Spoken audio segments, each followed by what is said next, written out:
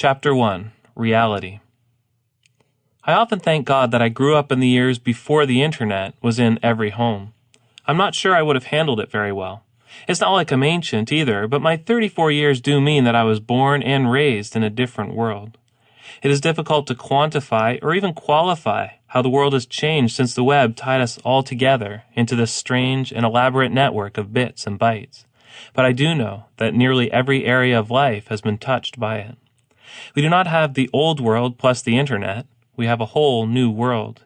Even something as human as sex has been radically altered by this digital reality.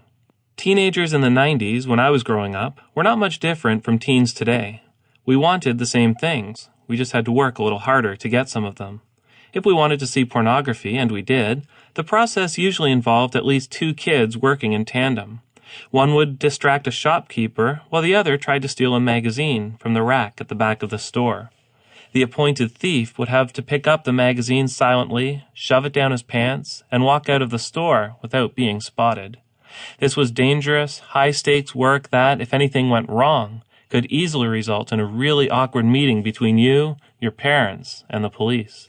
Today, as you know, unless there are unhackable firewalls or sophisticated filters, a guy needs only turn on his computer, and within 2 or 3 clicks of the mouse, he can have unlimited access to unlimited amounts of pornography.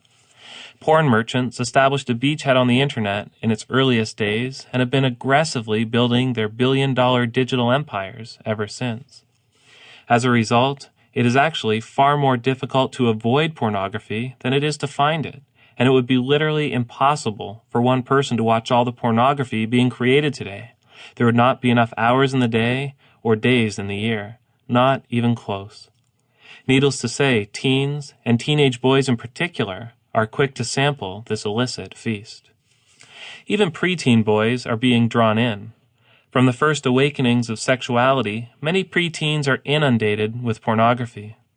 These are not the images of coyly posed naked women that were common a couple of generations ago, but hardcore images that are often crude, base, and degrading. The sexuality of a whole generation of children is being formed not by talks with their parents, not by reading the kind of book I was given as a young man, but by professional pornographers who will do anything to fuel an increased desire for increased depravity. You don't need to be a conservative Christian to be deeply troubled by all this.